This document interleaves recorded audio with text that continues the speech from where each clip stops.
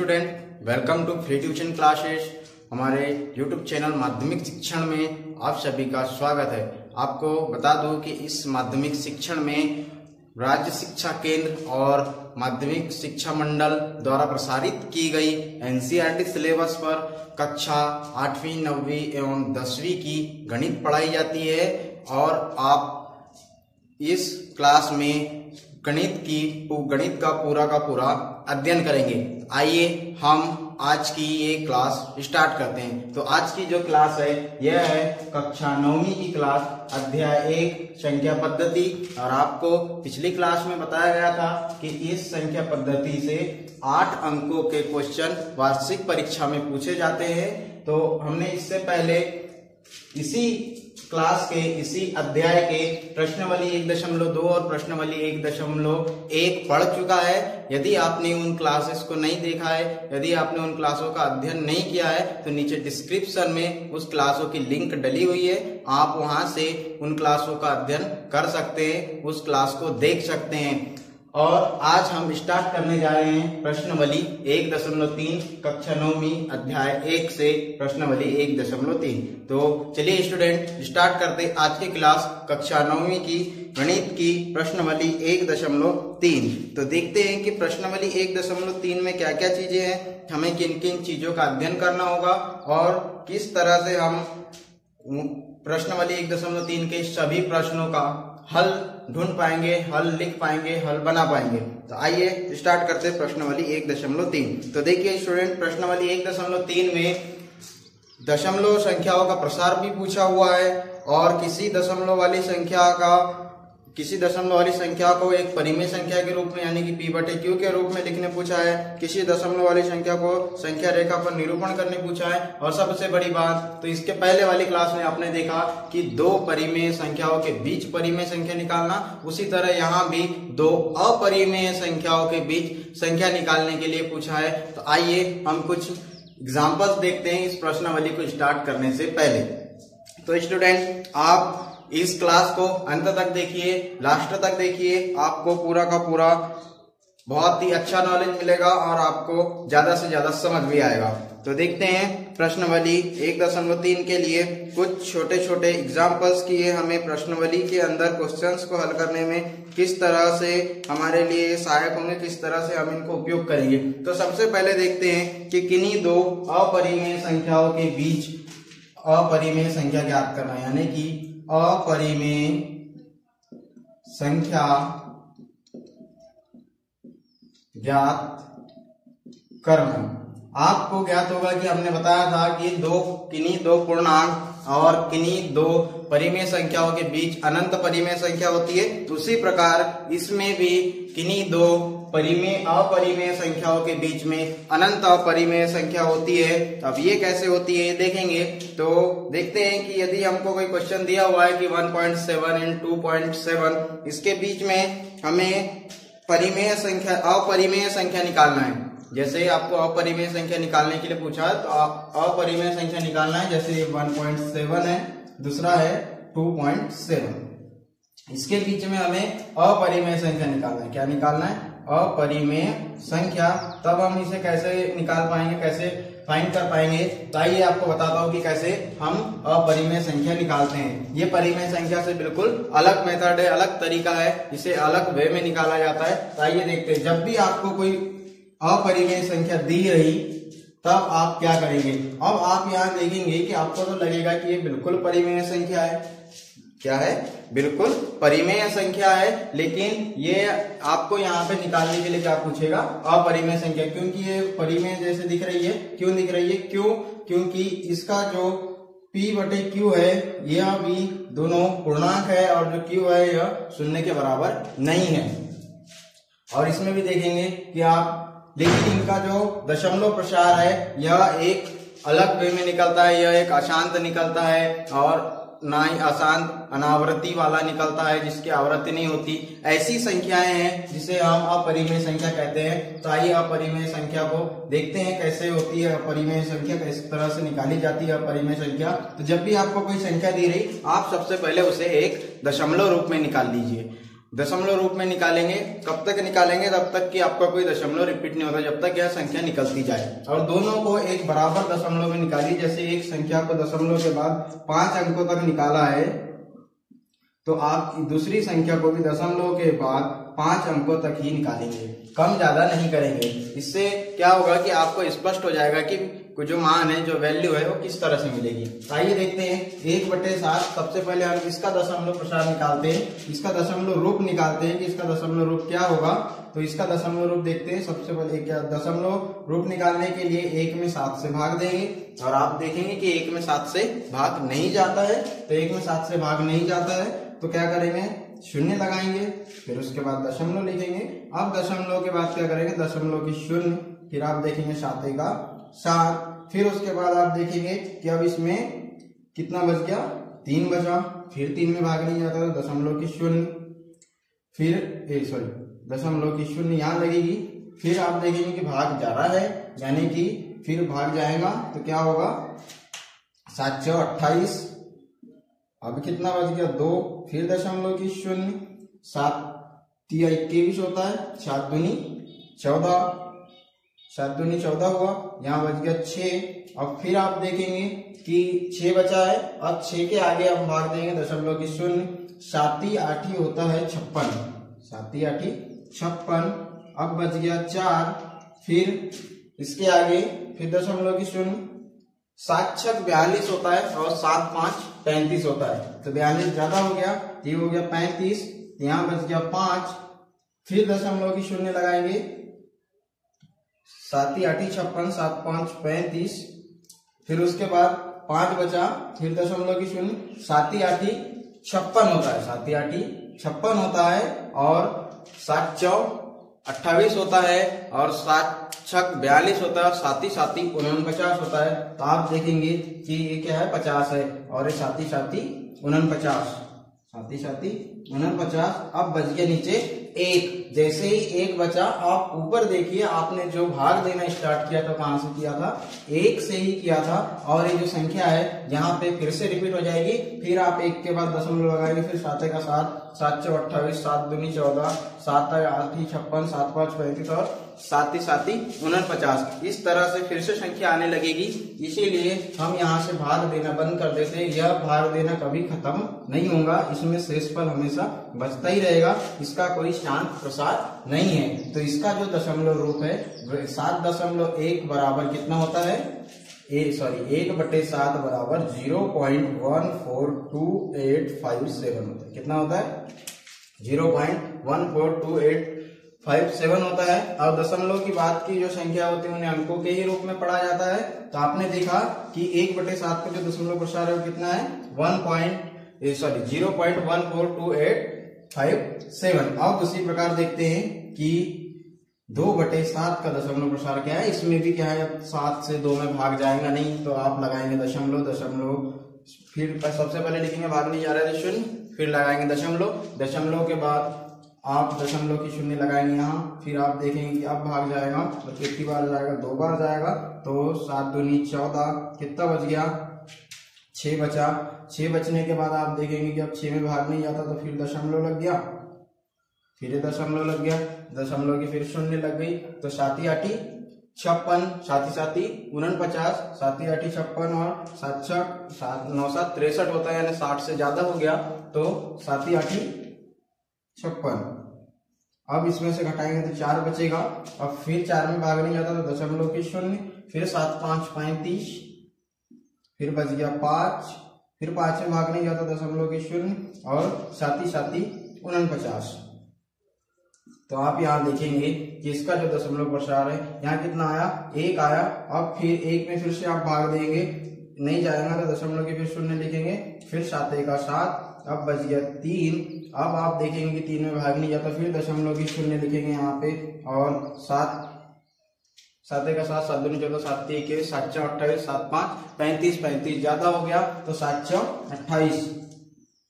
अब यहाँ बच गया 2, और जैसे शेषफल 2 बचा, आप ऊपर देखेंगे कि यहाँ पर जो संख्या है, यहाँ पे जो स्टार्ट किया था आपने कहां से किया था? 7 से किया था, 7 × 7 और 7 × 28। तो 28 के बाद में 30 में से जब आप 28 घटाएंगे तो 2 बचेगा और आपका जो शेषफल है फिर से 2 आ गया, यानी कि आप देखेंगे कि फिर से आप 2 में भाग देंगे तो फिर से यही संख्या रिपीट होती जाएगी, यानी कि जो 2/7 इसका जो मान है ये है 0.285714 है ना, 2.85714। अब आप देखेंगे कि 1 2 3 4 5 6 1 2 3 4 5 6 और दोनों संख्या का जो दशमलव है दोनों में दशमलव के बाद में 6 अंक है, 6 अंक है। तो अब मैं बताता हूं कि दशमलव में निकालने के बाद आप किस तरह से अपरिमेय संख्या ढूंढेंगे और कैसे देखेंगे।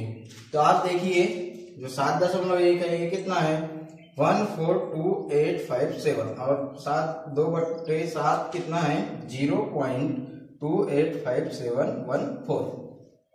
तो यहाँ अब इनके बीच की अपरिमेय संख्या निकालना है ना, ये भी संख्या अपरिमेय, ये भी संख्या अपरिमेय, इनके बीच की अपरिमेय संख्या निकालना है। तो इनके बीच की जो अपरिमेय संख्या निकालना है, अब इनके बीच में जितने भी अंक होंगे वे सारे के सारे अंक क्या होंगे अपरिमेय होंगे और इन दोनों के बीच में आप अनंत अंक निकाल सकते हैं। जैसे कि आप देखेंगे कि जो पहला अंक है कितना है 0.142857 और जो दूसरा है ये कितना है 0.285714।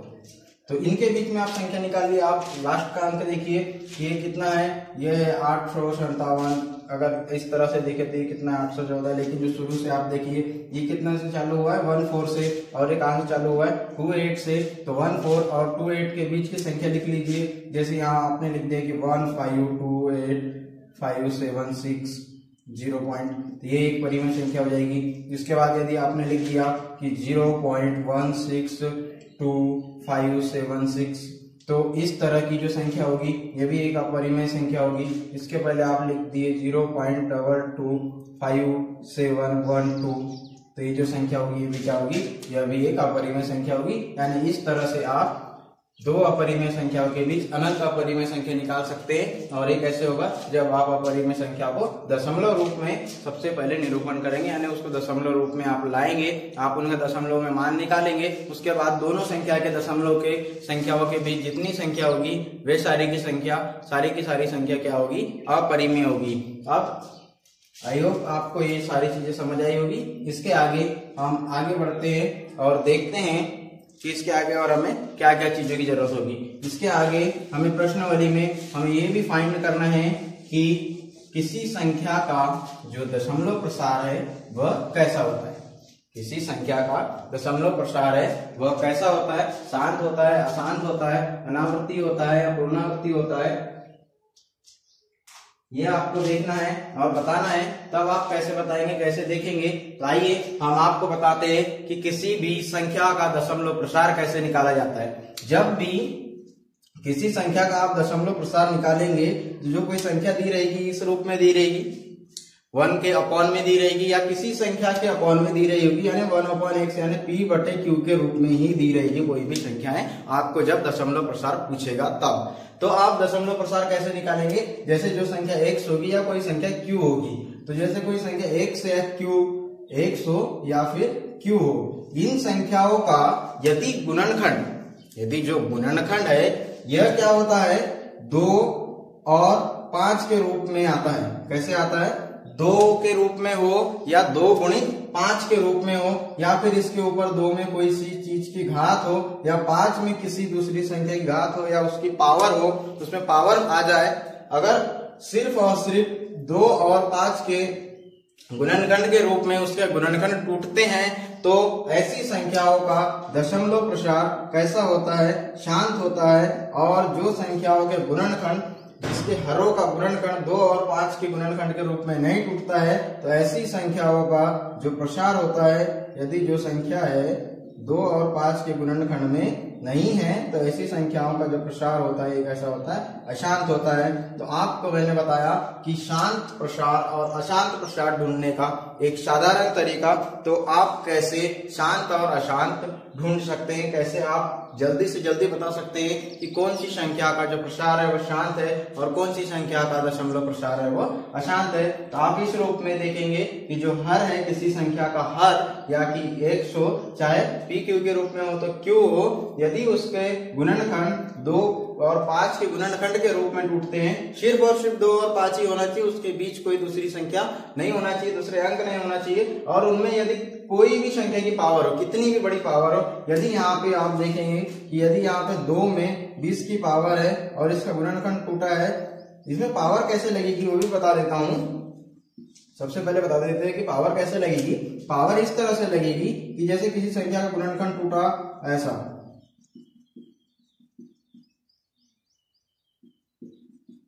तो आप देखेंगे कि हम इस संख्या को 2 में 3 की पावर लिख सकते हैं, यानी कि जितने की घात रहती है उतने बार गुणा होता है। जैसे कोई संख्या है 2 में 4 की घात, तो हम इसको इस रूप में लिख सकते हैं 2 गुणित 2 गुणित 2 4 बार। वैसे ही जितने का गुणा रहेगा उतने की घात चल जाएगी। और फिर अगली संख्या 5, इसमें देखिए आप कितने की घात लगेगी, 4 अंक है तो 4 की घात। तो इस तरह से आपके गुणनखंड टूटेंगे किसी संख्या के, और इसी तरह से आप देखेंगे कि इसकी क्या है घात या फिर पावर आप निर्धारित कर सकते हैं। वैसे ही, और जब तक ये 2 रूप में पावर है तब तक किसी संख्या का जो दशमलव प्रसार है वो कैसा होगा, शांत होगा।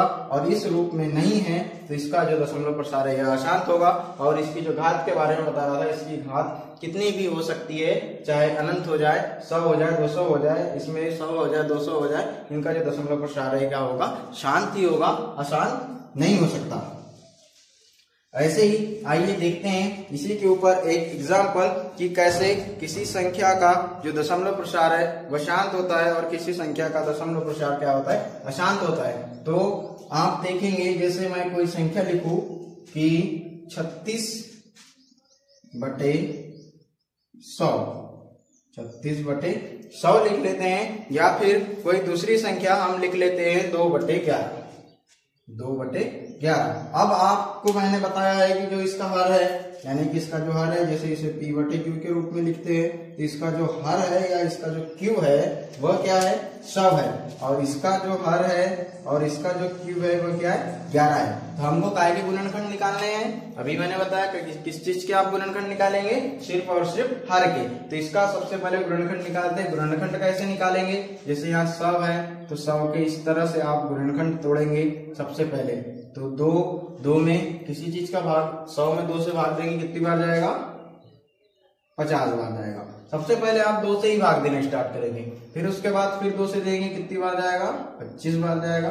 फिर आप 2 से देंगे, 2 से भाग नहीं जाएगा, 3 से भाग नहीं जाएगा, 4 से भाग भी नहीं जाएगा, 5 से भाग जाएगा 5 बार, 5 से भाग जाएगा 5 बार। और 5 एक अभाज्य संख्या है, इसमें सिर्फ और सिर्फ 5 का भाग जाएगा, कितनी बार जाएगा, 1 बार जाएगा। तो वैसे ही जो 100 के जो गुणनखंड टूटे हुए क्या हो गए, ये हो गया 36, ये हो गया 2 गुणित 2 गुणित 2 गुणित 2 गुणित 2 गुणित 5 गुणित 5। और आप देखेंगे ये जो गुणनखंड टूटे, इनको जब आप गुणा करेंगे, 2 गुणित 2 गुणित 5 गुणित 5 बराबर 100 हो जाएगा।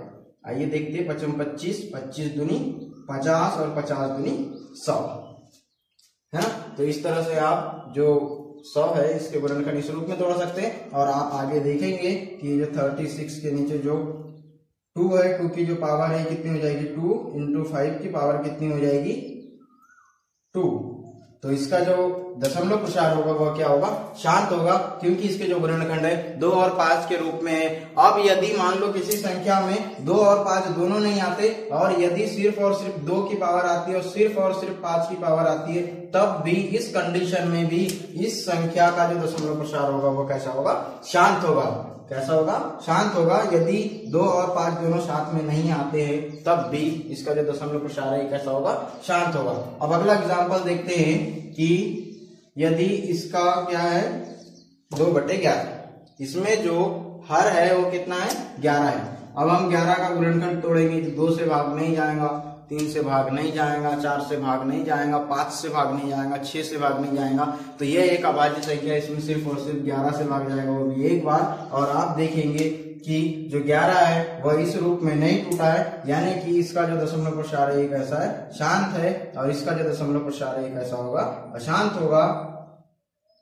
ऐसे ही आप दशमलव प्रसार का निरूपण कर सकते हैं, आप उन्हें बता सकते हैं कि ये कैसे होगा और किस रूप में होगा। अब हम आपको ले चलते हैं अगले टॉपिक की ओर कि किसी दशमलव वाली संख्या को जैसे कोई एक संख्या है उसे p/q के रूप में कैसे लिखते हैं, कि किसी दशमलव वाली संख्या को p/q के रूप में कैसे लिखते हैं, किस तरह से लिख सकते हैं, कौन से फॉर्मेट में लिख सकते हैं। दशमलव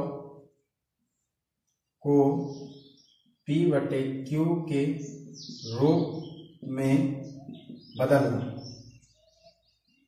जैसे हम देखते हैं, कोई एक एग्जांपल लेते हैं। जैसे कोई संख्या है कि 0.2353535, जैसे कोई संख्या है 0.2353535, ये ऐसे अनंत तक जाता है। इधर ये कैसे जाता है, इधर अनंत तक जाता है, डैश डैश डैश डैश 3535 चलता रहता है। तो अब हम इसे p/q के रूप में कैसे लिखेंगे, यह आपको हम समझाएंगे कैसी दशमलव वाली संख्या को p/q के रूप में कैसे लिखा जाता है।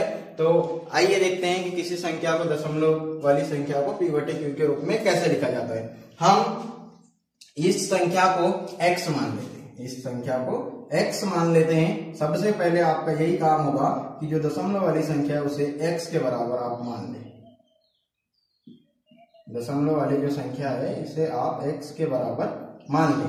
तो आपने इस संख्या को क्या किया, x के बराबर मान लिया।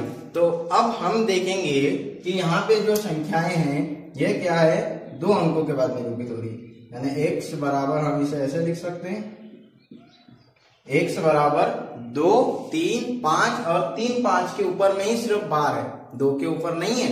आप इस तरह की जो संख्याएं हैं इसमें थोड़ा सा आप कॉन्सेंट्रेशन से देखिए कि यहाँ पे सिर्फ 3 और 5 पे बार है, क्योंकि 3 और जो 5 है यही संख्याएं रिपीट होती जा रही है, कोई दूसरी संख्या रिपीट नहीं हो रही है। तब आप इसे कैसे लिखेंगे। अब आप देखेंगे कि यदि हम इसे इन दोनों पक्षों में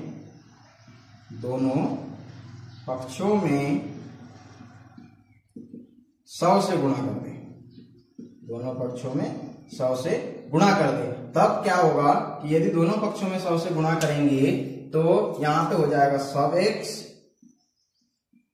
और आपको पता है कि यदि किसी भी दशमलव वाली संख्या है, यदि उसमें हम 100 से गुणा करते हैं तो जितने शून्य रहते हैं उतने दशमलव पीछे की ओर हट जाते हैं। जैसे यहाँ पे कोई संख्या है 1 2 3 4, यदि हम इसमें 10 से गुणा करेंगे तो 1 0 है, तो ये जो दशमलव है ये इस ओर बढ़ जाता है। और यदि इन्हीं संख्या में मान लो ये क्या हो जाएगा, यदि 10 से गुणा करेंगे तो ये हो जाएगा 1.234, और यदि इसी संख्या में 100 से भाग देंगे या फिर 10 से भाग देंगे तो जो दशमलव है ये इस ओर बढ़ जाता है, यानी गुणा करने में दशमलव अपने दाहिनी ओर और भाग देने में अपना जो दशमलव है जो अपने बाईं ओर बढ़ता है, यानी कि ये जो संख्या बनेंगी फिर भाग देने के बाद ये ऐसी बन जाएगी। इस तरह से संख्या बनेगी, यानी गुणा करने में संख्या कम अंक जो है वो कम हो जाते हैं और भाग देने में जो अंक है वो बढ़ जाते हैं। वैसे ही आप यहाँ पे यदि 100 से भाग देंगे यहाँ पे तो आप देखेंगे कि 3 अंकों तक दशमलव जाएगा, यानी 2 शून्य है तो 2 अंकों तक जाएगा। ये कितना हो जाएगा 2 3 पॉइंट। अब आप देखेंगे 2 3 पॉइंट, इसके बाद 5 3 5 3 5, ये इस तरह से चलते रहेगा कहां तक, अनंत तक, यानी हम इस 3 5 में बार लगा सकते हैं, बार लगा सकते हैं। अब आइए आगे कैसे होगा, इसमें आगे आप देखेंगे कि ये कितना हो गया, सब x बराबर क्या हम 23 को 20 धन 3 लिख सकते हैं?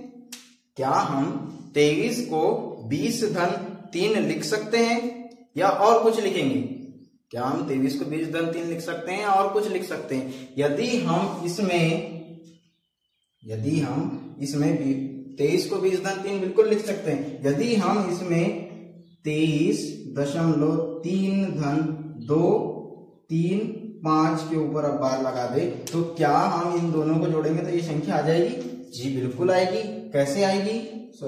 कैसे आएगी? यहां देखेंगे कि आप 0.53235 हो जाएगा ये।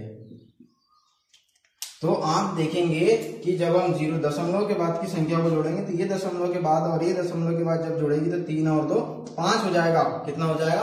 3 और 2 5 हो जाएगा। जिस तरह से अभी मैंने बताया था कि हम 23 को 20 धन 3 लिख सकते हैं, उसी तरह से हम क्या 23.5 को 23.3 धन 0.2 नहीं लिख सकते? 23.3 और 0.2 अगर ऐसा है तो हम इसे 23.5 बिल्कुल लिख सकते हैं। यानी कि 23.5 को इन दो रूपों में लिखा जा सकता है। वैसे ही हमने 23.5 को हमने इस दो रूपों में लिख दिया और 3 5 तो रिपीट होते ही जाएगा और रिपीट होते ही रहेगा।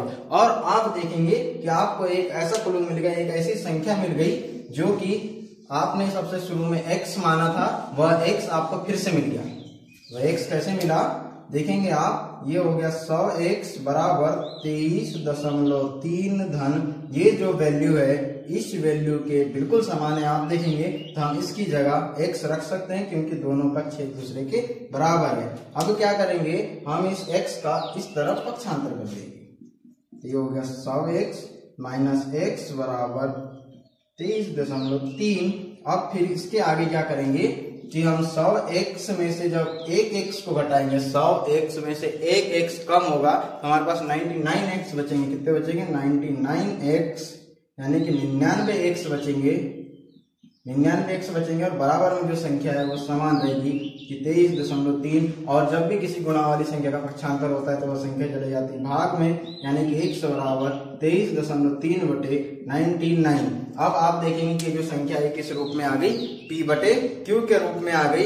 यानी कि हम इस संख्या को p बटे q के रूप में इस तरह से लिख सकते हैं। और यदि हम इसका दशमलव हटाना है और एक रूप में लिख सकते हैं। हमें यहाँ अभी दशमलव लगा है और आपको बताया गया था कि यदि 10 से गुणा कर दिया जाए तो दशमलव के अपनी दाहिनी ओर बढ़ता है।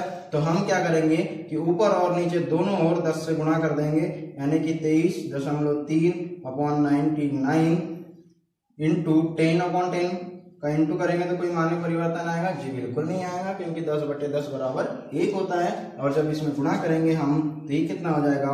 233/90, यानी 990, 223 बटे 990। अब ये जो संख्या है ये किस रूप में आ गई?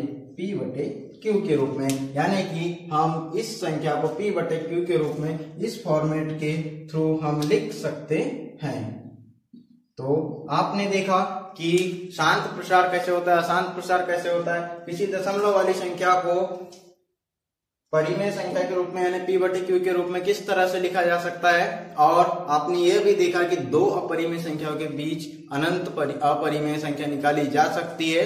तो इन उदाहरणों के साथ हम आगे बढ़ते हैं अपनी प्रश्नावली की ओर और देखते हैं कि प्रश्नावली में किस तरह के सवाल है। और हमने जो अभी तक उदाहरण समझा, हमने जो अभी तक एग्जाम्पल्स देखा, क्या हमें यह 1.3 में काम आएंगे या नहीं, इनका कोई उपयोग होगा या नहीं। तो आइए स्टूडेंट आगे बढ़ते हैं 1.3 की ओर।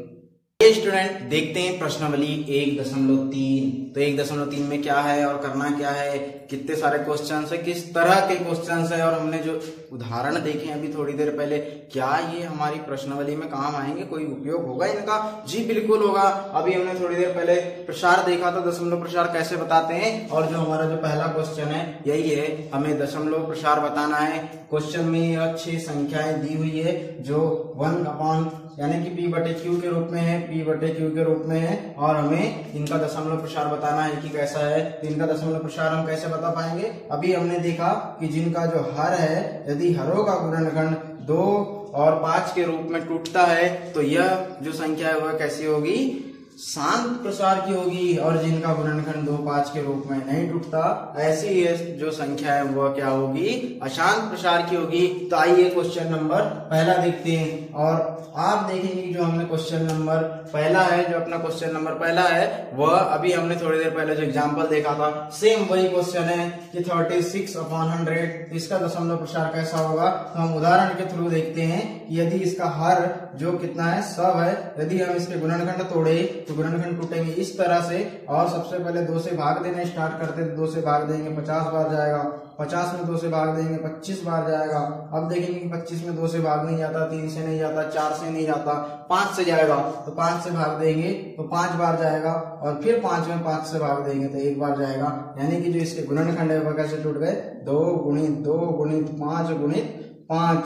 यानी हम 36 को 36 के अपान में 2 में 2 की घात गुणित 5 में 2 की घात लिख सकते हैं। और हमने उदाहरण में देखा है कि यदि इस रूप में गुणनखंड टूट गया तो इसका जो दशमलव प्रसार है ये कैसा होगा, शांत होगा। कैसा होगा, शांत होगा। तो हमने पहले क्वेश्चन में देखा कि पहले क्वेश्चन में जो दशमलव प्रसार है कैसा है, शांत है। अब देखते हैं सेकंड, और सेकंड में भी आप देखेंगे कि जो हमारा एग्जाम्पल था उसका हल्का सा दूसरा रूप आया। हमने एग्जाम्पल में देखा था 2/11 और यहाँ 1/11, और 11 एक ऐसी संख्या है, अभाज्य संख्या है, इसमें सिर्फ और सिर्फ 11 से ही भाग जाता है। इसका जो गुणनखंड टूटेगा वो 11 ही होगा, और जब 11 होगा यानी इस रूप में नहीं टूटेगा तो इसका जो दशमलव प्रसार है वो कैसा होगा, अशांत होगा। इसका दशमलव प्रसार अशांत होगा। और आप देखेंगे कि यहाँ पे 4 सही 1/8 लिखा है, इसे सरल भिन्न में बता लेते हैं। 8 चौक 32 और 1 33, 33/8। अब हम हर का गुणनखंड तोड़ेंगे, यानी कि 8 के गुणनखंड तोड़ेंगे। 2 चौके 8, 2 दूनी 4, फिर 2 से भाग दिए तो 1 2, और आपने लिखा इसके जो गुणनखंड टूटे वो कैसे टूटे, 2 गुणित 2 गुणित 2।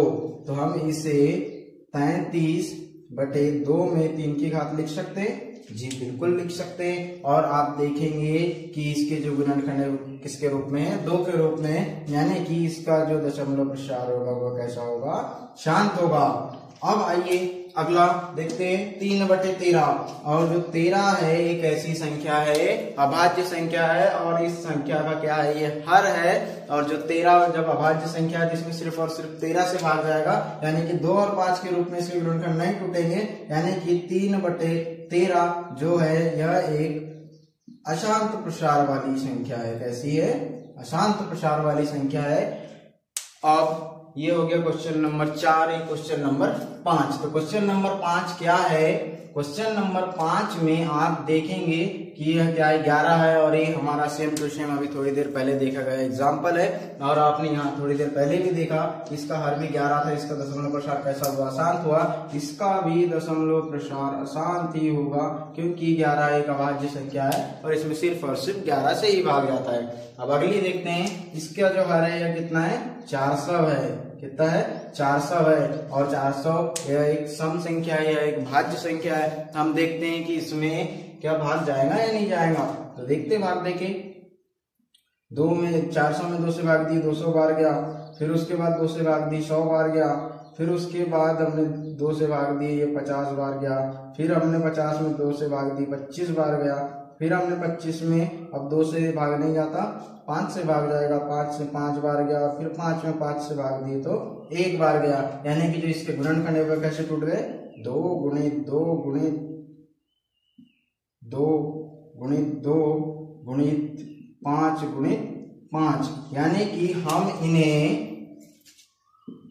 329/2 में 1 2 3 4 की घात गुणित 5 में 2 की घात के रूप में लिख सकते हैं। और जब इस तरह से हम इसे लिख लेंगे तो आप देखिए इसके जो गुणनखंड है कैसे टूटे, 2 और 5 के रूप में टूटे हैं। और जब 2 और 5 के रूप में टूटे हैं तो इसका जो दशमलव प्रसार होगा वो कैसा होगा, शांत होगा। तो आपने देखा कि हमने एग्जाम्पल्स देखे थे, वह एग्जाम्पल्स हमें क्वेश्चंस में भी काम आए। अब देखते हैं इसके आगे क्वेश्चन नंबर 2 में क्या कहता है। तो क्वेश्चन नंबर 2 कहता है, आप जानते हैं कि हमें क्वेश्चन में दिया हुआ है और हम इस बात से भली भांति वाकिफ है कि हम जानते हैं कि 1.7 की जो वैल्यू है कितनी होती है, और वास्तव में वास्तव में यदि लंबा भाग दिए बिना आप बता सकते हैं क्या कि 2/7, 3/7 और 4/7, 5/7, 6/7 के दशमलव प्रसार क्या है? यदि हाँ तो कैसे? और बताना है कि हमें 1/7 की वैल्यू दी हुई है, हमें 2/7, 3/7, 4/7, 5/7, 6/7 इनकी क्या है वैल्यू बताना है कि क्या होगी। और 7/7 बराबर होता है 1, यानी कि हमें 6/7 तक वैल्यू बताना है। तो आइए देखते हैं क्वेश्चन नंबर 2 कि क्वेश्चन नंबर 2 क्या कहता है। तो क्वेश्चन नंबर 2 में हमें दिया हुआ है 1.7 की वैल्यू। प्रश्न क्रमांक 2, इसमें हमें दिया हुआ है 1.7 की वैल्यू। क्या क्या दिया है? दिया हुआ है 1.7 की वैल्यू कितनी दी हुई है? 1.7 की वैल्यू दी हुई है 0.142857, 0.142857 ये हमें दिया हुआ है। और इसके ऊपर बार लगाए, यानी कि बार लगाए यानी संख्या फिर से रिपीट हो रही होगी। यहाँ से 7 के बाद फिर से 1 आ जाएगा, फिर 4 आएगा, फिर 2 आएगा, फिर 8 आएगा, फिर 5 आएगा, फिर 7 आएगा, इस तरह से। और हमें जो संख्या का मान निकालना है वो है 2/7, 3/7, 4/7, 5/7, 5/7 और 6/7। हमें इनके मान निकाल करके बताना है कि इनके मान कैसे होंगे। और वो भी कैसे बताना है? बिना लंबा भाग दिए, यानी कि भाग की जो प्रक्रिया है वह इस तरह से किए बिना ही बताना है कि हम क्या करते थे कि किसी एक संख्या में किसी दूसरी संख्या से भाग देते थे, फिर यहाँ कुछ शेष आती थी संख्या, फिर यहाँ घटाने के बाद कुछ शेषफल बचता था और इस तरह से हम भाग देते थे और यहाँ पे कोई भागफल मिलता था हमें सी। ऐसे ही भाग देते थे और ये इधर आगे तक जाता था। इस तरह से भाग नहीं देना है और बिना इस तरह का भाग दिए हमें बताना है कि इनकी वैल्यू क्या होगी। तो हम 2/7, तो इसकी वैल्यू क्या होगी ये देखेंगे। तो हम ये कैसे निकालेंगे कि इसकी वैल्यू क्या होगी? तो आप देखेंगे कि क्या हम 2/7 को 2 गुणित 1/7 लिख सकते हैं या नहीं? आप बताएंगे जी बिल्कुल लिख सकते हैं। यदि हम इसके बटे में 1 लिख दे और इनका गुणा करें तो आप देखेंगे कि अंश का गुणा अंश से और हर का गुणा हर से, तो 2 × 2 और 7 × 7, यानी कि हमें फिर से यही संख्या मिल सकती है, यानी कि इनके मान में कोई परिवर्तन नहीं आएगा। यानी हम 2/7 को 2 गुणित 1/7 लिख सकते हैं, 2 गुणित 1/7 लिख सकते हैं। फिर आगे देखेंगे कि आप इसी संख्या को लिखिए 2 गुणित, अब आप देखेंगे कि 1/7 की हमको वैल्यू दी हुई है, कितनी है? 0.142857। ये जो मान है हमें दिया हुआ है। तो अब हमें इसके आगे का मान निकालना है, तो कैसे निकालेंगे? अब हम इसमें 2 से गुणा कर देंगे और जो वैल्यू आएगी वो क्या होगी? 2/7 का मान होगा। तो आइए गुणा करते हैं, इसमें इकाई के अंक से गुणा करते लेके आते। तो 7 दूनी 14, बच गया 1, 5 दूनी 10 और 1 11, फिर बचा 1, 8 दूनी 16 और 1 17, फिर बचा 1, 2 दूनी 4 और 1 5। अब यहाँ कोई कैरी नहीं बचा। फिर उसके बाद 4 दूनी 8, फिर 1 दूनी 2, फिर दशमलव तो दशमलव और 2 शून्य 0, यानी कि ये संख्या फिर से रिपीट होगी। यहाँ बार लगा है, यहाँ भी बार लगा दीजिए, यानी कि 2/7 का जो मान है वह क्या होगा? 0.285714। ऐसी ही संख्या रिपीट होते जाएगी, यानी कि हम बिना लंबा भाग दिए हमने 2/7 की वैल्यू निकाली। वैसे ही हम देखते हैं 3/7, तो 3/7 को भी हम 3 गुणित 1/7 के रूप में लिखेंगे और उसके बाद 3 का गुणा करेंगे, 1/7 का मान रखेंगे 0.142857, जो कि ये बार में है। और इसका जो मान आएगा कैसे निकालेंगे? फिर इसका गुणा करेंगे 7 × 21 की 1, 7 × 21 की 1। उसके बाद आप देखेंगे कि 21 की 1 बची और कैरी कितना निकला? हासिल का जो आया कितना हो? 2, 5 × 3 15 और 2 17 की 7, हासिल का आ गया अब 1, 8 × 3 24 और 1 25, हासिल का आ गया अब 2, 3 दूनी 6 और 1 7, 4 तिया यहाँ 7 आया, इसकी कोई कैरी नहीं बची, 4 तिया 12, कि 2 हासिल का आया 1 और 3 एका 3 और 1 4 और इसका जो 3 शून्यम शून्य। अब आप देखेंगे कि ये संख्या जब रिपीट हो रही है तो ये भी संख्या रिपीट होगी, जी बिल्कुल होगी, यानी कि 3/7 की जो वैल्यू है वो कितनी होगी 4 2 7 5 7 1। ऐसे ही निकालते हैं 4/7 की वैल्यू बराबर 4/7 को लिखेंगे 4 गुणित 1/7, फिर 4 गुणित 1/7 की वैल्यू लिखेंगे 0.1428557, इसके ऊपर लगा हुआ है बार। अब आप देखेंगे कि इसकी वैल्यू कितनी आती है, इसका मान कितना आता है, 4 से इनमें गुणा करेंगे तो 7 चौक 28 की 8 हासिल का बचा 2, 4 पंचे 20 और 2 22 हासिल का बच गया 2, फिर 8 चौक 32, 33 34 हासिल का बचा 3। अब क्या बच गया 2, 4 दूनी 8, 9 10 11 हासिल 11 की 1 हासिल का बचा 1। फिर क्या हो गया 4 चौक 16 और 1 17 हासिल का बचा फिर से 1, 4 1 4 और 4 शून्य शून्य, यानी कि यह संख्या भी रिपीट होगी, यानी 1/4 की वैल्यू निकल के आ गई 0.471428 होगी, उसके ऊपर 12, यानी यह संख्या भी रिपीट होगी। अब आगे देखते हैं कि 5/7 यानी कि 5 इंटू 1/7 बराबर 5। अब यहाँ 1/7 की वैल्यू लिखेंगे 0.142857, इसके ऊपर लगा हुआ है बार, इसकी वैल्यू निकालेंगे यानी कि 5 से गुना करेंगे 7 5 35 की 5 हासिल का बच गया 3, 7 5 25 26 27 28 की 8 हासिल का बचा 2, 28 की 8 हासिल का बचा 2, 5 8 40 41 42 की 2 हासिल का बच गया 4, 5 दूनी 10 और 4 14 हासिल का बचा 1, 5 चौके 20 और 1 21 हासिल का बचा 2, 5 1 5 और 2 7 और 0 5 शून्य शून्य और 1 दशमलव जहाँ के वहां, और ये भी संख्या रिपीट होगी, यानी कि हमें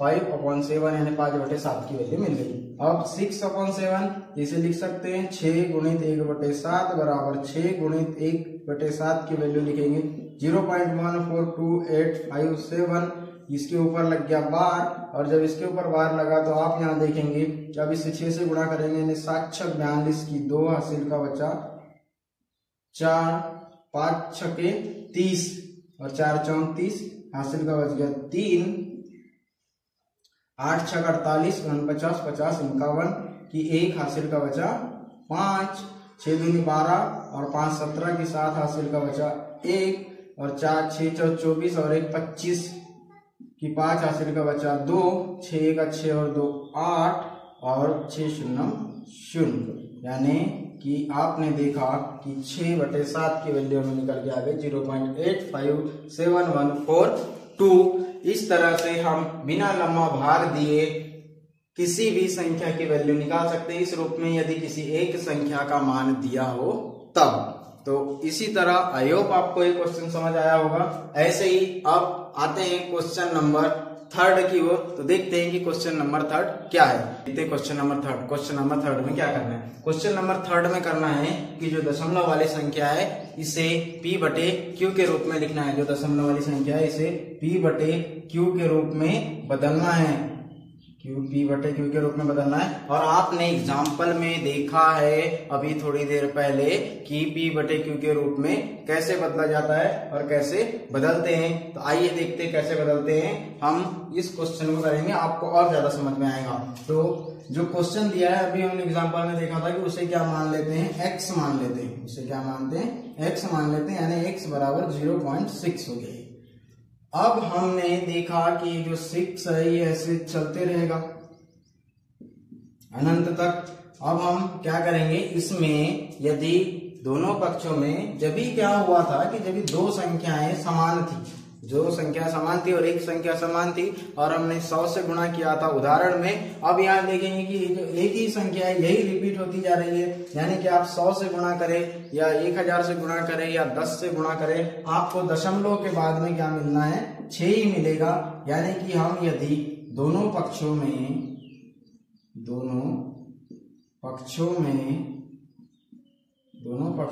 10 से गुणा करें, 10 से गुणा करने पर क्या होता है, दोनों पक्षों में 10 से गुणा करेंगे तो 10x हो जाएगा, और जब गुणा करेंगे तो जो दशमलव है वो हमारी दाहिनी ओर बढ़ता है, यानी कि 6.66 ऐसे चलते रहेगा।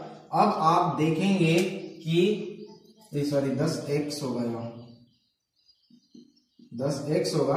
अब हम क्या किसी संख्या को दो रूप में नहीं लिख सकते, जैसे कि 5 है तो इसे 3 धन 2 नहीं लिख सकते, बिल्कुल लिख सकते हैं। वैसे ही यदि हम 0.6 है, यदि हम इसे 6.0 लिखे और उसमें 0.6 को ऐड करेंगे तो हम पाएंगे कि ये कितना आएगा, 6.6 आएगा, यानी कि हम 6.6 को इन दो रूपों में लिख सकते हैं। तो आइए वैसे ही लिखते हैं। ये हो गया 10x बराबर 6 प्लस 0.66, ये ऐसे चलते रहेगा। तो आप देखेंगे कि हमें दो रूप में लिखने के बाद में एक ऐसी संख्या मिली जो हमने पहले ही मान चुका है, यानी कि x के बराबर मान चुका है। तो ये 10x बराबर 6 प्लस ये जो संख्या है ये x के बराबर है, यानी कि यहाँ पे x लिखेंगे और फिर इस x का इस तरफ पक्षांतर करेंगे तो 10x माइनस x बराबर 6 हो जाएगा। और जब आप 10x में से x को घटाएंगे तो वहां पे 9x बचेगा।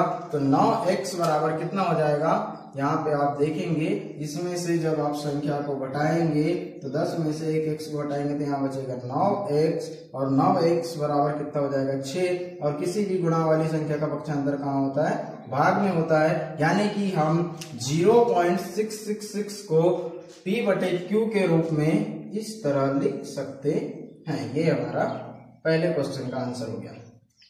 अब ऐसे ही देखते हैं क्वेश्चन नंबर 2, जो कि क्वेश्चन नंबर 3 का ही सेकंड क्वेश्चन है। तो क्वेश्चन नंबर 3 का जो सेकंड क्वेश्चन है वह क्या है, क्वेश्चन नंबर 3 का सेकंड क्वेश्चन है 0.47, और जिसमें कि 7 में बार लगी हुई है। 0.47 और जिसमें 7 में बार लगी हुई है, यानी कि ऐसा है क्वेश्चन 0.47 और 7 में बार लगी है। इसे p बटे q के रूप में लिखना है। तो इसे जब p बटे q के रूप में हम लिखेंगे तो कैसे लिखेंगे, तो आपको बताया गया है कि सबसे पहले आप जो संख्या दी रही थी उसे क्या मान लीजिए, x मान लीजिए। तो x बराबर हो जाएगा 0.47777। अब क्या करना है कि किसी संख्या में जो गुणा है वह कैसा करेंगे आप, जब आप देखेंगे यहाँ पर कि यहाँ पे जो एक अंक है यह अलग है और जो बाकी जो दूसरा अंक है ये क्या है, रिपीट होते जा रहा है। क्या हो रहा है, रिपीट होते जा रहा है। तो जब हम 10 से गुणा करेंगे तो दशमलव यहाँ तक आ जाएगा, यहाँ तक आएगा, और 100 से गुणा करेंगे तो दशमलव यहाँ तक आएगा। तो हम इसमें क्या करेंगे कि दोनों पक्षों में 100 से गुणा। तो 100 से गुणा करने का हमें क्या फायदा मिलेगा, ये हो जाएगा सब x बराबर, और इसमें जब 100 से गुणा करेंगे तो जितने शून्य होते हैं दशमलव उतने ही अंकों के उस तरफ दाईं ओर चले जाता है। तो ये हो जाएगा 47.777, इतना हो जाएगा। उसके बाद आप देखेंगे कि हमने x बराबर कितना माना है, 0.4777, यानी कि हम ये है 47, ये कितना है 47। तो हम इसे क्या लिख सकते हैं, यदि इसे लिखे एक भाग में 4 और दूसरे भाग में 43 और ये दोनों को जोड़े तो ये हो जाएगा 47। तो क्या हम इसे 100x इजिकल टू, यहाँ कितना है आप देखिए, यहाँ पे हम इसे क्या 100 इजिकल टू 47.3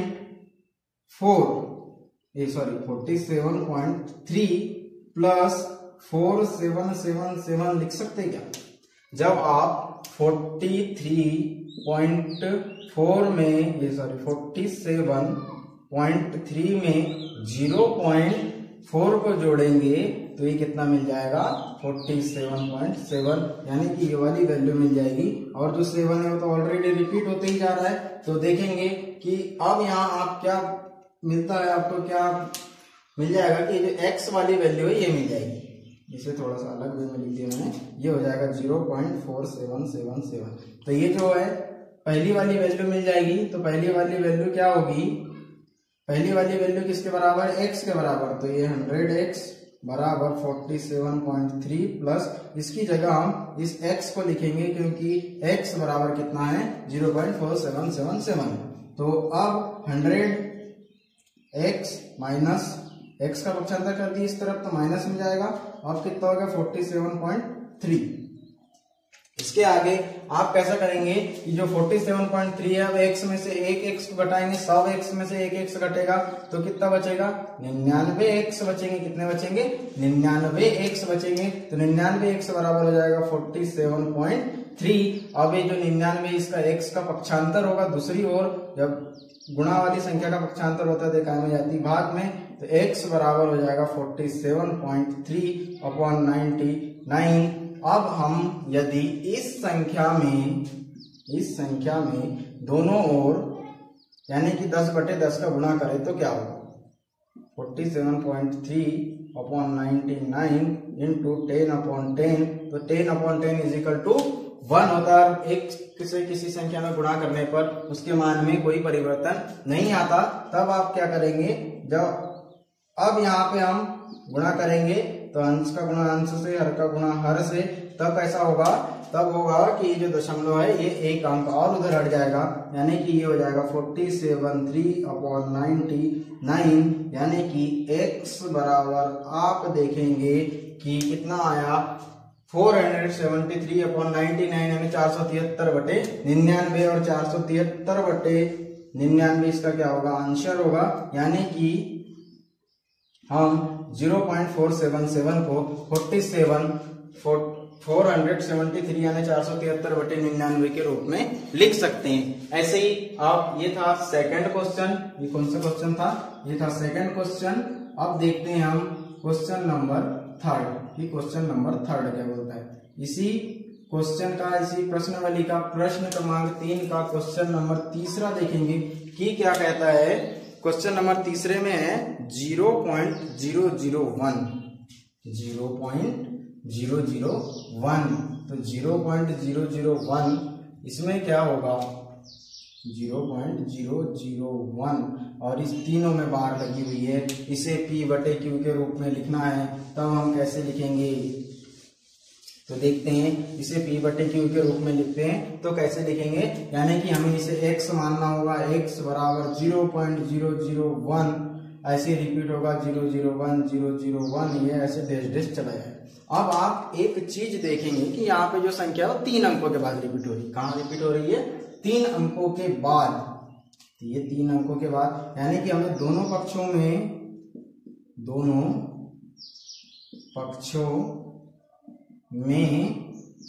1 2 3 शून्य का गुणा करना पड़ेगा, का गुणा करने पर, यानी कि 1000 से गुणा करेंगे और 1000 में कितने शून्य होते हैं 3 शून्य होते हैं। दोनों पक्षों में 1000 से गुणा कर दीजिए,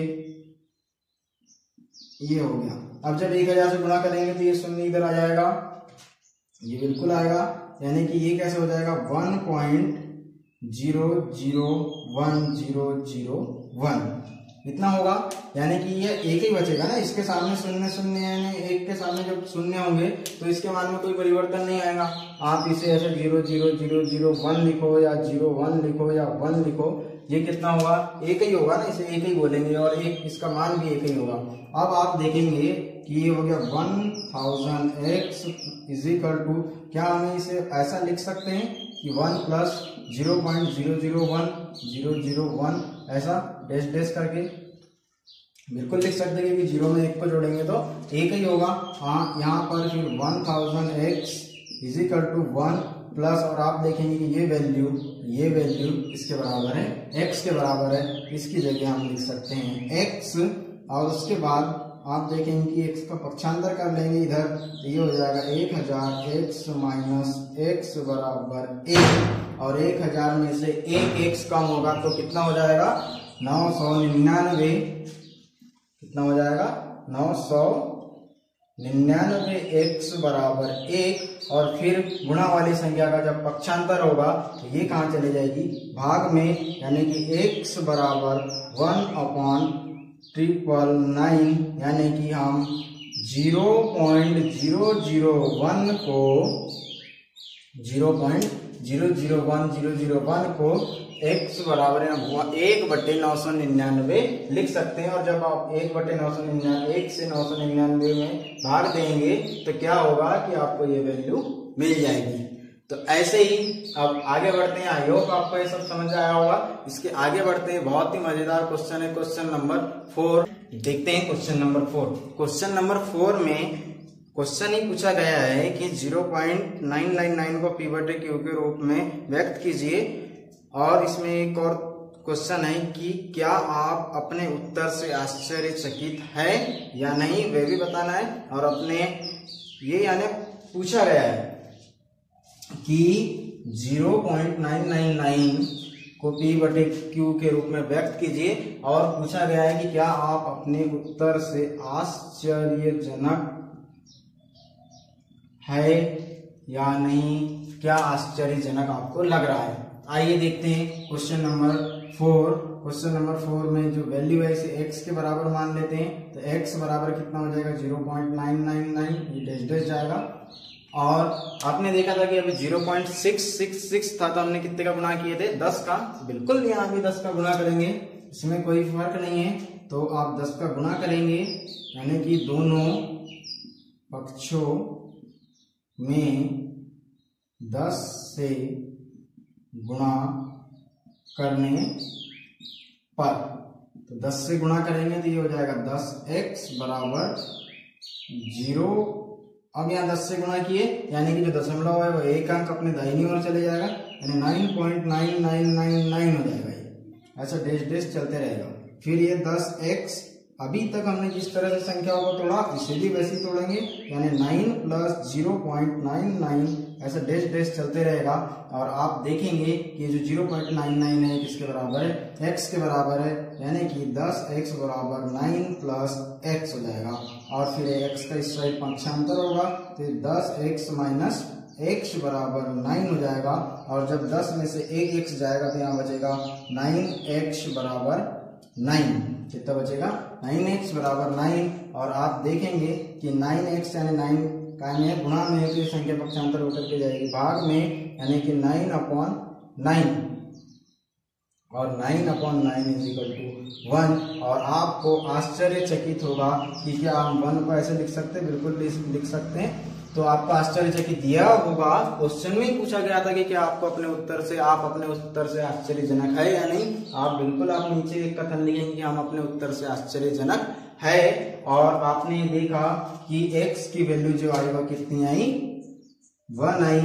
हम अपने उत्तर से आश्चर्यजनक है। जी हाँ, हम अपने उत्तर से आश्चर्यजनक है, क्योंकि जो इसकी वैल्यू अभी तक आपने देखा जितने भी p/q के रूप में बदला, कहीं ना कहीं आपको इस तरह से वैल्यू मिली कि ऊपर और नीचे अंश और हर में दोनों तरफ जो है एक बड़े पूर्णांक मिले, जो कि वो 1 से बड़े थे। और 1 से बड़े होने के कारण उनकी वैल्यू 1 से अधिक होती थी। और यहाँ पे जो पूर्णांक है वो 1 ही मिला है। तो हमें 1 को कैसे लिखेंगे, हमें 1 को 1 ही लिखेंगे। तो इसके जो आंसर है ये 1 होगा। और इस तरह से जो क्वेश्चन है एक आश्चर्यजनक क्वेश्चन है। और आप देखेंगे कि 1 में 1 से आप जब डिवाइड करेंगे तो 1 आएगा, और आपको ये 0.999 ये मिल नहीं पाएगा। यही एक आश्चर्यजनक कथन था इस क्वेश्चन में। तो आइए आगे आप क्वेश्चन देखते हैं, क्वेश्चन नंबर 5। तो क्वेश्चन नंबर 5 में क्या है कि क्वेश्चन नंबर 5 में ये है कि 1/70, यानी कि उस क्वेश्चन में क्या करना है कि 1/17 है उसे भाग देकर के एक संख्या को भाग देना है। और उसमें जितनी संख्या आएगी, जो संख्याएं आएंगी उस संख्याओं को लिखना है, वो भी 16-17 अंकों तक जितनी भी संख्या आएगी वे सभी संख्याओं को लिखना है। तो आइए देखते हैं कि कैसे लिखेंगे हम क्वेश्चन नंबर 5। तो क्वेश्चन नंबर 5 में किस तरह से संख्या से हम लंबा भाग देंगे और कैसे भागफल आएगा और कहां से संख्या रिपीट होना स्टार्ट होगी, यह पूछा है कि कहां से संख्याओं में पुनरावृत्ति हो रही है। तो जो हमारा क्वेश्चन है वो क्या है, 1/70 यानी कि 1/17। तो 1/17 में हम भाग देंगे। तो क्वेश्चन है वो क्या है, 1/17, यानी कि हमें 1 में भाग देना है 17 से, और इसका दशमलव प्रसाद अंकों में पूर्णावृत्ति हो रहा है, कितने अंक में पूर्णावृत्ति हो रहा है यह बताना है। तो आइए देते हैं 1 में 17 से भाग, तो ये 1 हो गया, इसमें हम भाग देंगे 17 से, तो क्या 17 से 1 में भाग जाएगा? जी बिल्कुल नहीं जाएगा, तो यहाँ लगेगा 0। अब फिर लगेगा दशमलव की यहाँ लगी 0। अब क्या 10 में भाग जा रहा है? 10 में भाग जा रहा है, तो 10 में भी भाग नहीं जा रहा है, तो फिर लगाएंगे आप 0 और फिर लिखेंगे दशमलव की 0। अब आप देखेंगे कि 17 जो 100 है यह 17 से भाग चला जाएगा, 17 से कहीं ना कहीं तक जाएगा, जो कुछ शेषफल बचेगा। तो अब 17 से 100 में भाग जा सकते हैं, बिल्कुल जा सकता है। तो कितनी बार जाएगा? 17 तिया होता है 51 और 17 चम होता है 102। 17 तिया 51 और 17 छक होता है 102, यानी कि 102 ज्यादा हो गया। कितनी बार जाएगा? 5 बार जाएगा। तो 5 बार में कितना होगा? 7 5 35 की 5, 7 5 35 की 5, हासिल का आया 3 और 5 का 5 और 3 8, यानी कि 17 पाना 85, तो 85 ये हो गया। अब इसके आगे आप इसको घटाएंगे तो यहाँ बचेगा आपको 15। अब क्या 15 में भाग जा रहा है? नहीं जा रहा है, फिर दशमलव की 0। तो अब आप देखेंगे कि 17 छक कितना होता था? 102। 17 छक 102, तो यहाँ कहीं ना कहीं 8 से भाग दे करके देखते हैं। 8 7 56 की 6, हासिल का आया 5, 8 1 8 और 5 13। अब देखते हैं 9 से भाग दे करके, क्या 9 से और इससे ज्यादा आ सकता है?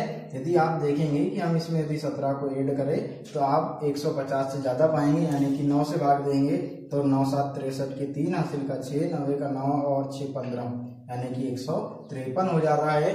यानी कि 9 से भाग देने पर जो संख्या ज्यादा हो रही है, तो हमें भाग कैसे देना पड़ेगा? 8 से ही देना पड़ेगा। तो 8 से भाग देने पर जो हमें क्या मिला? 136, और 150 में से 136 को हटाते हैं, कितना बचेगा? 14 बचेगा।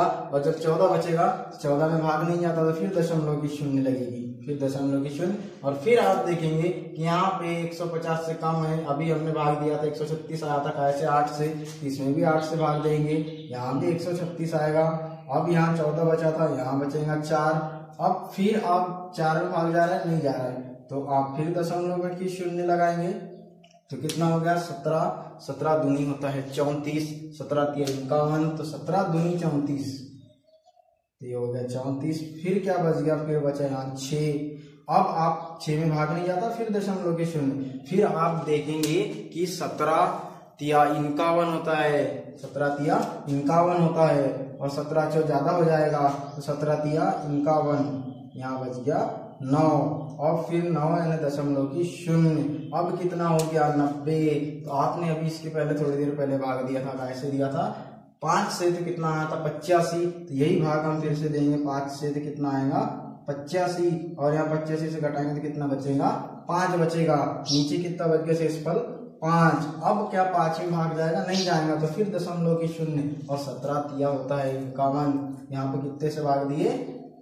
5 से भाग दिए, तो यहाँ 5 लिखेंगे, 5 से भाग दिए 85, तो कितना बचा? 5 बचा, और 17 तिया होता है 51, यानी कि हमें कितने से भाग देना पड़ेगा? 2 से, तो कितना होगा? 17 दूनी 34, कितना बचेगा? यहाँ कितना बचा था जब? 14, अभी भी 14 ही बचेगा। देखा आपने? 16 बचेगा, जब यहाँ 14 बचा था, अभी यहाँ 16 बचेगा। अब ये कितना हो गया? 160 बनेगा। जब दशमलव लगेगी तो 16 में भाग जाता है क्या? नहीं जाता, तो कितना हो गया? 160। और जब ये 160 हुआ तो अब 160 में भाग देंगे। जब भी आपने 8 से भाग दिया तो कितना हुआ था? 136। अब यहाँ 9 से भाग दे करके देखिए, ये होगा 153, 153 होगा 9 से भाग देने पर। जब 9 से भाग देने पर 153 होगा, तो यहाँ कितना बचेगा? 7 बचेगा। अब फिर 7 बचा, 7 में भाग नहीं जाता, दशमलव की 0, और जब दशमलव की 0 लगी तो 17 तिया 51, 17 4 बार शायद भाग चले जाए इसमें। 4 से भाग दे करके देखते। सबसे पहले 4 से भाग देंगे तो 7 4 28 की 8, हासिल का आया 2, और 7 का 7 और 2 9, 7 4 28 की 8, हासिल का आया 2, 4 का 4 और 2 6, 68 4 बार में चला गया भाग 68, तो 4 बार में भाग चला गया 68। अब यहाँ कितना बचा 69 70, यानी कि कितना बच गया 2 बच गया। फिर आप 2 में दशमलव की शून्य लगाएंगे। यहाँ तक आप देखिए अभी तक कहीं संख्या रिपीट तो नहीं हुई, कहीं 2 तो नहीं आया जी, बिल्कुल नहीं आया है। यहाँ 3 आया, यहाँ 7 आया, यहाँ 5 आया, 9 आया, यहाँ पे फिर 5 आया, नहीं यहाँ 9 आया, यहाँ 6 आया, यहाँ 4 आया, यहाँ पे 1 बचा था, स्टार्ट भी 1 से हुआ था।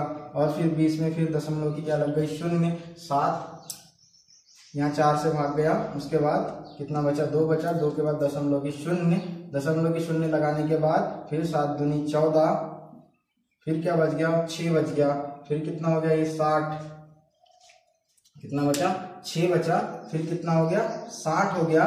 इसके पहले देखिए आप कहीं 6 बचा था जी, बिल्कुल 6 बचा था यहाँ पर।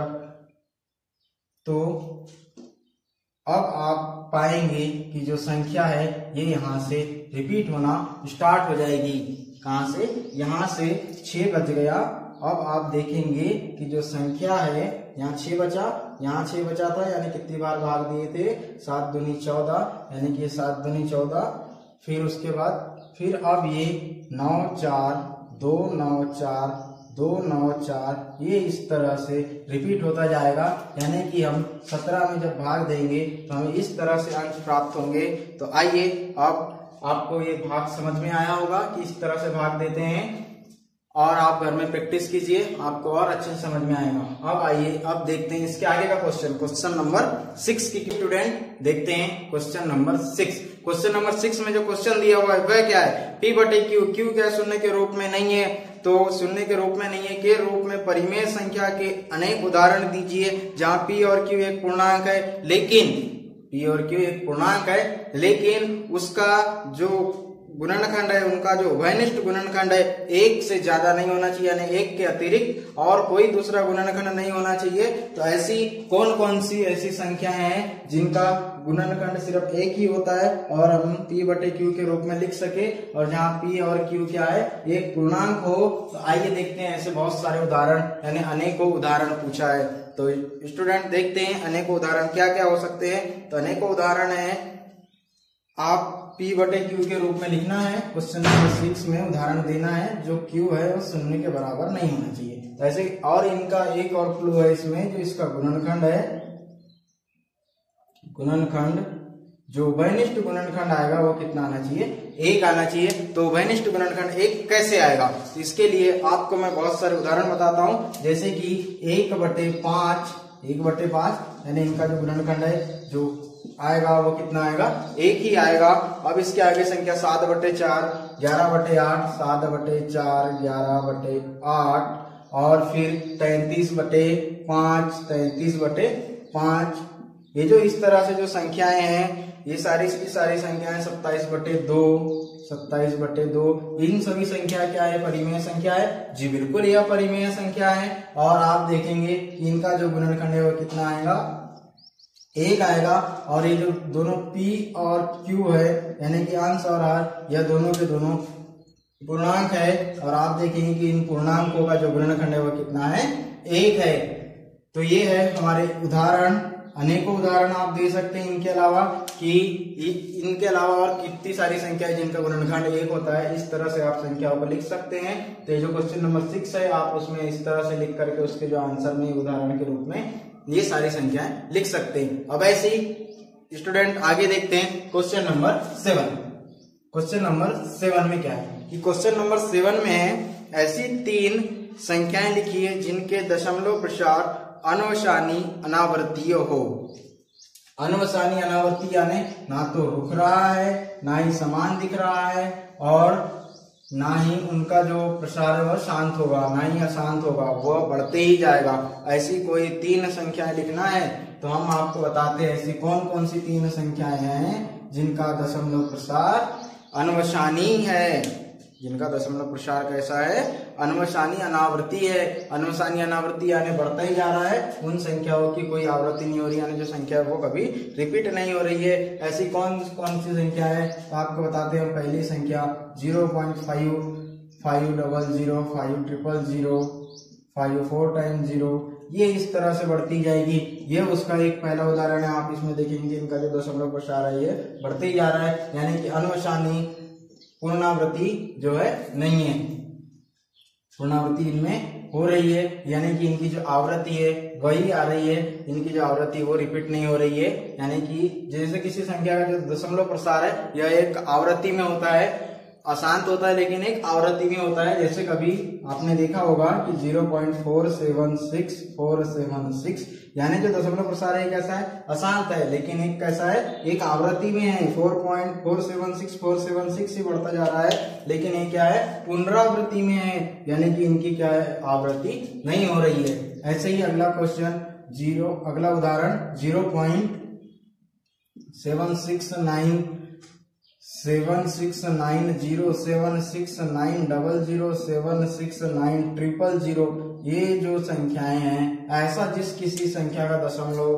प्रसार होता है वह क्या होता है, अनवसानी पुनरावृत्ति। और अगला एग्जांपल देखते हैं 0.69069006900069 4 टाइम्स 0, यह जो संख्या है यह कैसी है, अनवसानी पुनरावृत्ति संख्या है। इनकी कोई आवृत्ति नहीं हो रही है, इनमें कोई एक संख्या है ऐसी नहीं है जो एक की कॉमन आ जाए।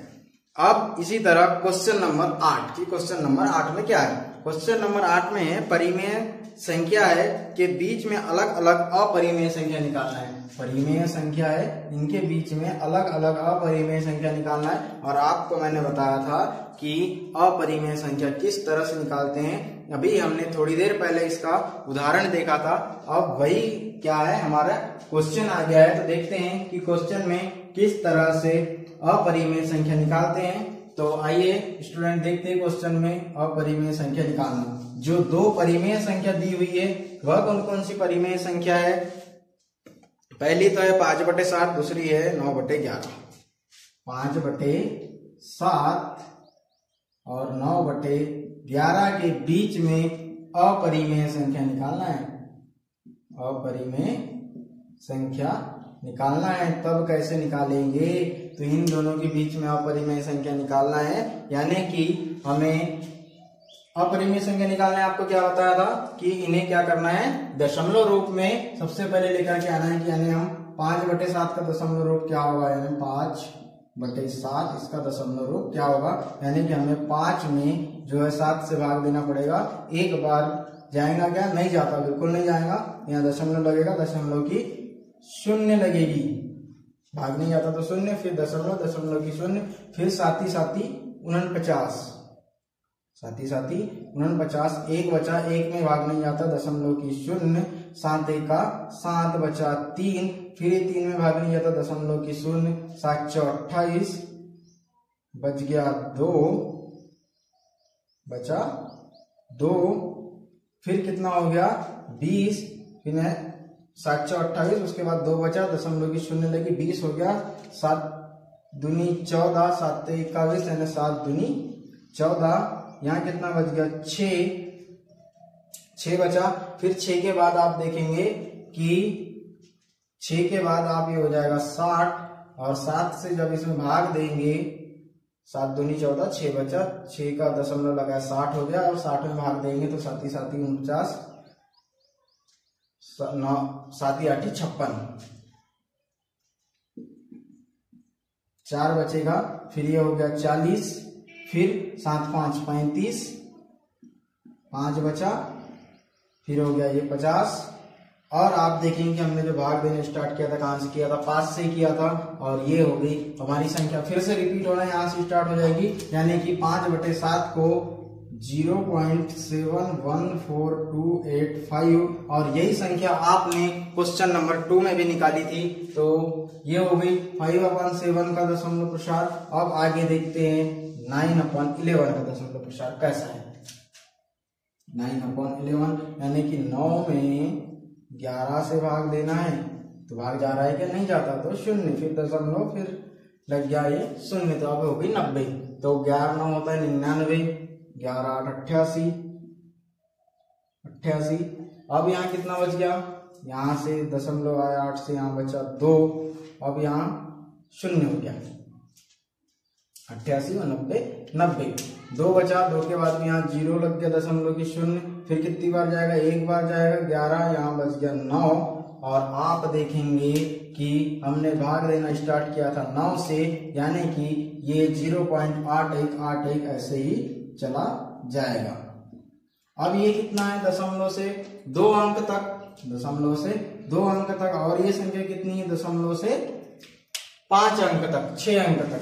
तब हम क्या करेंगे, इन दोनों संख्याओं का जो दशमलव रूप है वह एक ही मान लेते हैं, यानी 2 अंक तक मानते हैं। ये हो गया 71, ये हो गया 81, यानी कि 7 1, ये हो गया 8 1। तो इनके बीच में जो अपरिमेय संख्या वह कैसी होगी, इनके बीच की जो अपरिमेय संख्या वह ऐसी होगी 7 2। क्या यह अपरिमेय संख्या होगी, जी बिल्कुल होगी। यह भी अपरिमेय संख्या होगी। अगली अपरिमेय संख्या 7 3 1, यह भी होगी। अगली अपरिमेय संख्या 7 3 4 2 5, यह भी अपरिमेय ही संख्या होगी। कब तक होगी, जब तक कि 0.81 ना आ जाए। इस तरह से आप बहुत सारी संख्या निकाल सकते हैं। 0.7694, 0.7799, 7825। इस तरह से आप बहुत सारी अपरिमेय संख्या निकाल सकते हैं। यानी कि जो परिमेय संख्या दी रहेगी उन्हें कैसा करना है, दशमलव रूप में निकालना है। और जो दशमलव आएगा उन दोनों दशमलव के बीच में आप संख्या देखेंगे और इस तरह से संख्या आप अपरिमेय संख्या निकाल सकते हैं। आई होप आपको ये समझ में आया होगा। अब आगे देखते हैं कि क्वेश्चन नंबर 9 क्या है। क्वेश्चन नंबर 9 में यह बताना है कि कौन सी संख्या परिमेय है, कौन सी संख्या अपरिमेय है। क्वेश्चन नंबर 9 में बताना है कि कौन सी संख्या परिमेय है, कौन सी संख्या अपरिमेय है। तो जो पहला है वह कितना है, √23। तो आपको और एक बार याद दिला दूं कि परिमेय संख्या क्या होती है, अपरिमेय क्या होती है। तो परिमेय संख्या वे संख्या है जिन्हें P बटे Q के रूप में लिखा जाता है। कैसे लिखा जाता है, P बटे Q के रूप में लिखा जाता है। और Q जो है 0 के बराबर नहीं होना चाहिए, जहां P और Q यह दोनों क्या है, पूर्णांक है। और जो अपरिमेय संख्या होती है जिसे P बटे Q के रूप में नहीं लिखा जाता, ऐसी जो संख्या होती है वह क्या कहलाती है, अपरिमेय संख्या। और परिमेय संख्या की 2 परिभाषा है। जिनका दशमलव प्रसार शांत होता है वह भी जिनका दशमलव प्रसार शांत होता है वह भी परिमेय संख्या कहलाती है। और यदि अशांत है और एक आवृत्ति में है तब भी जो संख्या वो क्या कहलाती है, परिमेय संख्या कहलाती है। तो ऐसी संख्याएं जिसे P बटे Q के रूप में लिखा जाए या Q जो है 0 के बराबर नहीं होना चाहिए, ऐसी संख्या परिमेय होती है। और जिनका दशमलव प्रसार शांत होता है वह भी परिमेय होती है। जिनका दशमलव प्रसार अशांत आवृत्ति में होता है वह भी परिमेय होती है। और जिसे P बटे Q के रूप में नहीं लिखा जाता, ऐसी संख्या क्या होती है, अपरिमेय होती है। और हमारा जो क्वेश्चन नंबर 9 है उस क्वेश्चन में यही पूछा गया है कि परिमेय संख्या कौन सी है और अपरिमेय संख्या कौन सी है। उसमें जो क्वेश्चन नंबर पहला है वह है √23। ये पहला क्वेश्चन है। तो बताना है कि परिमेय है क्या अपरिमेय। आप खुद समझ चुके होंगे कि यह क्या है, एक अपरिमेय संख्या है। ऐसी है, अपरिमेय संख्या है। अब जो क्वेश्चन नंबर 2 है ये देखते हैं कि क्वेश्चन नंबर 2 क्या है। √225। यदि आप 225 यदि आप देखें कि 225 किसी का वर्गमूल है तो आप देखेंगे कि यदि 225 के आप गुणनखंड निकालेंगे तो इस तरह से गुणनखंड निकलेंगे, इस तरह से गुणनखंड निकलेंगे। यानी कि जब आप इस तरह से गुणनखंड निकालेंगे तो ये जो संख्या है किसी एक संख्या की ओर होगी और इसका जो दशमलव प्रसार है वह कैसा होगा, इसका दशमलव प्रसार शांत होगा। और आप देखेंगे कि ये जो संख्या है एक परिमेय संख्या है। यानी कि 25 25 5 125 और यहाँ पे कितना दिया हुआ है 225। तो क्या ये परिमेय है या नहीं है। यानी कि इनके जो गुणनखंड है वो किसके रूप में टूट रहे हैं, 5 5 के रूप में टूट रहे हैं। आप एक बार फिर से देख सकते हैं, ये 225 इसमें 5 से भाग जाएगा, 5 चौके 20, यहाँ बच गया 2 5 25, फिर 5 से भाग जाएगा 9 5 45, अब कैसे भाग जाएगा, 9 से भाग जाएगा एक बार। यानी कि यह जो संख्या है किस रूप में टूट रही है, 5 गुणित 5 गुणित 9, 5 गुणित 5 गुणित 9, यानी 5 में कितने की घात है, 1 की घात, गुणा में कितना है 9 है, यानी कि जो इसका दशमलव प्रसार है वह कैसा होगा, अशांत होगा। लेकिन जो संख्या है वह कैसी होगी, जो संख्या है ये शांत प्रसार वाली परिमेय संख्या होगी। कैसी होगी, शांत प्रसार वाली परिमेय संख्या होगी। कैसी संख्या होगी, शांत प्रसार वाली एक परिमेय संख्या होगी। और 225 जो है 15 का वर्गमूल है। आप देखेंगे कि 15 गुणित 15 जब करेंगे तो वह कितना हो जाएगा, 225, और 225 जो है 15 का वर्गमूल है।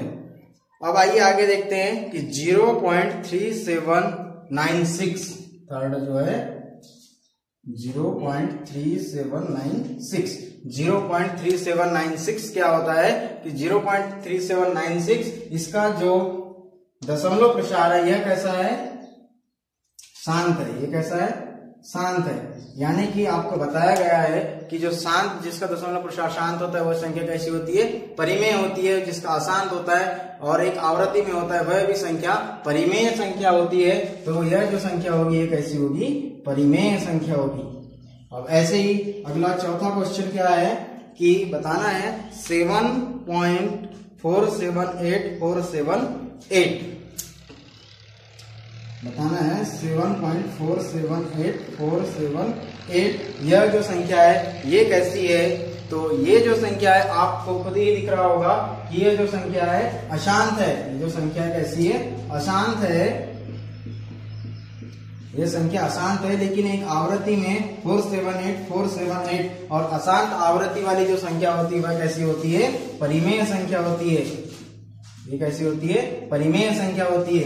अब आइए क्वेश्चन नंबर अगला देखते हैं, 9th का क्वेश्चन नंबर, प्रश्न क्रमांक 9 का 5वां क्वेश्चन। प्रश्न क्रमांक 9 का 5वां क्वेश्चन क्या है, 1.101 001 1.101001001 4 टाइम 0 1 ये ऐसे आगे बढ़ता चला जाएगा। तो आप इसे कौन सी संख्या कहेंगे।